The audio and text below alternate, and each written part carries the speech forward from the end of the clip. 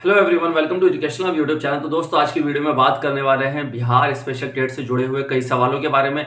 सबसे पहला सवाल यह है कि सर, हमने 6 महीने का अंतर दिव्यांगता कोर्स नहीं किया है। ये कोर्स क्या होता है, कैसे होता है, कहाँ से होता है, इसकी हमें जानकारी भी नहीं है और हमने फॉर्म फिल करते हुए यस चूज कर दिया है। तो दोस्तों, 28 तारीख जो है लास्ट डेट है करेक्शन की, यानी कि 28 तारीख को विंडो ओपन होगी करेक्शन के लिए। तो आप करेक्शन करके वहां नो चूज कर देना। और अगर आप नो चूज करते हैं तो उससे कोई दिक्कत है नहीं, क्योंकि और ये कोर्स है क्या वो मैं बता देता हूँ। ये कोर्स है, इंग्लिश में अगर हम इसको बोलें तो ये एक सर्टिफिकेट कोर्स है जो कि क्रॉस डिसेबिलिटी पे है। क्रॉस डिसेबिलिटी का मतलब समझ लो कि आपको सभी डिसेबिलिटीज के बारे में पढ़ाया जाएगा। तो ये 6 महीने का कोर्स होता है और आरसीआई ये कराती है, रिहेबिलिटेशन काउंसिल ऑफ इंडिया कराती है। इसकी जो एलिजिबिलिटी वो यही है कि या तो आपने डीएड स्पेशल कर रखा हो या फिर बीएड स्पेशल कर रखा हो। एक सेशन में जो है 30 सीट होती है, मतलब एक इंस्टीट्यूट में 30 सीट होती है। और कहां कहां से होता है इसकी जानकारी मैं आपको दूंगा मई या जून में, क्योंकि जब इसके फॉर्म निकलेंगे। अभी आप नो चूज करके फॉर्म को फिल करके आगे बढ़ जाए। और दोस्तों, बिहार सरकार ने ये भी मतलब निर्देश दिया हुआ है कि अगर आपने अंतर दिव्यांगता का 6 महीने का कोर्स नहीं किया है तो उस कोर्स से आपको कोई दिक्कत नहीं है। जब आपकी ज्वाइनिंग होगी फाइनल सिलेक्शन के बाद 2 साल के अंदर आप ये कोर्स कर सकते हैं। अब दूसरा सवाल ये है कि कई कैंडिडेट कह रहे हैं कि सर, इसमें जो 5500 वैकेंसी है पीआरटी की और 1700 के आसपास वैकेंसी है जो यहाँ पर टीजीटी की, तो क्या इसके अंदर जो इन्होंने क्लासिफिकेशन दी है कि आईडी के 4 सीट, एमडी के 5 सीट, एलडी के 7 सीट। तो मैंने आईडी में डिप्लोमा करा है, मैंने एएसडी में डिप्लोमा करा है, मैंने एचआई में करा है, तो मैं किस किस में एलिजिबल हूं? दोस्तों, ये सवाल बिल्कुल इलॉजिकल है, क्योंकि ये सिर्फ एक टेट है। आपको टेट क्वालिफाई करना है, सीटेट क्वालिफाई करना है। भाई, ये TGT, math TGT, physics TGT, chemistry की वैकेंसी नहीं है। ये सिर्फ एक तरह से आपके लिए एक टेट है, एलिजिबिलिटी टेस्ट है, उसको आपको क्वालिफाई करना है। ये आप भूल जाओ कि किस वैकेंसी, मतलब किस क्लासिफिकेशन में कितनी वैकेंसी है और कौन किस कोर्स वाला किस किस कैटेगरी में आवेदन कर सकता है। ये सवाल ही लॉजिकल है। इस सवाल को दोबारा मत पूछना, कमेंट बॉक्स में मत पूछना, ना मेरे से इंस्टाग्राम पे ना व्हाट्सएप पे पूछना।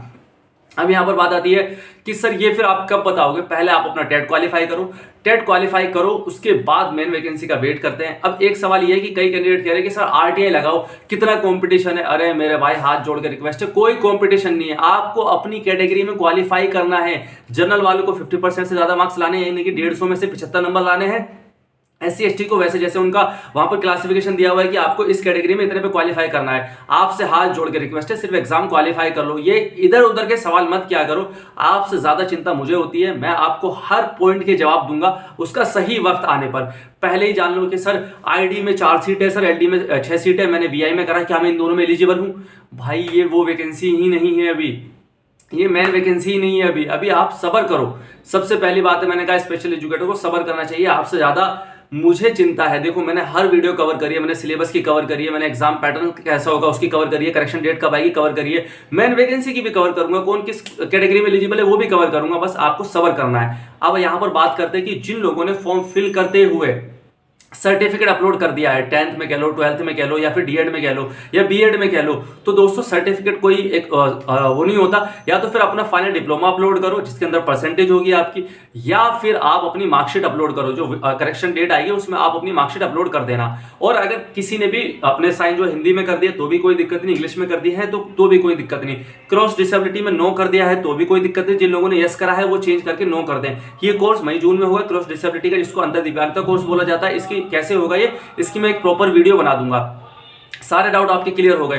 28 तारीख को आपको ये देखना है कि आपने अगर अपने नाम में, फादर नेम में, मदर नेम में, या फिर डेट ऑफ बर्थ में कोई मिस्टेक कर दी है, जेंडर में कोई मिस्टेक कर दिया, तो उसका करेक्शन कर ले। अब कुछ लोग कहते हैं कि सर मेरा नाम 10th और 12th में संजय कुमार और डीएड में है संजय कुमार मिश्रा, तो डीएड से जल्दी से संजय कुमार जो रहने तो मिश्रा को हटाओ, क्योंकि फिर आपके जो सभी जो भी आपकी डिग्री है उसमें नाम सेम नहीं होगा, तो उसके लिए आपको दिक्कत हो सकती है।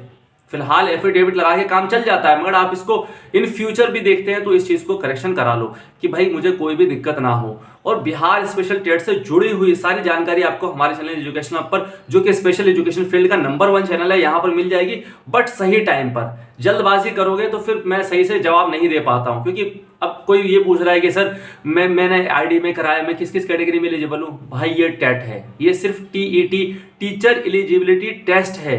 और एक बड़ी बात जो यहां पर मैं कर रहा हूं, कुछ कैंडिडेट कह रहे हैं कि सर इसी के बेस पर सिलेक्शन होगा, कई हमें यूट्यूबर बता रहे हैं, और हमारा भी ये अनुमान है। और वो अनुमान इस बिहाव पर है कि जब 7,500 टेट के फॉर्म ही नहीं भरे जाएंगे तो सरकार क्या करेगी कि इसी के बेस पे मेरिट लगाकर ले लेगी। आपकी बात सही हो सकती है, बट मेरा ये मानना है कि पहले ये टेट के फॉर्म फिल हो जाने दो, उसके बाद मैं एक आरटीआई लगाऊंगा। वो इसलिए लगाऊंगा कि कितने कैंडिडेट ने आवेदन किया, इसलिए नहीं लगाऊंगा कि कितना कंपटीशन है, क्योंकि इसमें कंपटीशन है ही नहीं, सबको टेट क्वालिफाई करना है अपनी कैटेगरी में। मैं एक आरटीआई लगाऊंगा कि भाई इसमें कितने लोगों ने आवेदन किया। अगर हम मान के चलते हैं कि भाई कम से कम 15,000 स्पेशल एजुकेटर ने आवेदन किया है, पीआरटी डीजीटी दोनों को मिलाकर, और फिर मैं मानता हूं कि भाई एग्जाम देने में कम से कम 1,000 बच्चों का एग्जाम छूट जाता है, तो 14,000 बच्चों में अगर 10,000 बच्चे भी ये टेट क्वालिफाई कर लेते हैं तो मेन वैकेंसी जरूर आएगी। हाँ, अगर फॉर्म ही कम फिल करे जाते हैं, फॉर्म ही कम फिल हुए, तो हो सकता है कि बिहार सरकार या बीपीएससी बोर्ड जो है वो इस पर चिंतन करे कि भाई अब टेट का कोई फायदा नहीं है, हमें इसी में से बच्चों को सिलेक्ट कर लेना चाहिए मेरिट के हिसाब से। तो ये सारी जानकारी छोटी छोटी आपको मेरे चैनल एजुकेशन पर मिलेगी। चैनल को सब्सक्राइब कर लो और मैं आपको पॉइंट टू पॉइंट अपडेट दूंगा। अगर आपका कोई लॉजिकल सवाल है तो कमेंट बॉक्स में अपना जरूर सवाल करें, मैं कमेंट बॉक्स में रिप्लाई दूंगा। जो लोग चाहते हैं कि भाई मैं लगातार व्हाट्सएप पे मैसेज करूंगा, सर वहां रिप्लाई दे देंगे, मैं इंस्टाग्राम पे लगातार मैसेज करूंगा, वहां रिप्लाई दे देंगे, लगातार वहां रिप्लाई नहीं आएगा। वीडियो के नीचे आप अपना सवाल पूछिए। आज के लिए इतना ही, मिलता है नेक्स्ट वीडियो में। Thank you all of you, keep watching, keep loving, keep supporting educational YouTube channel.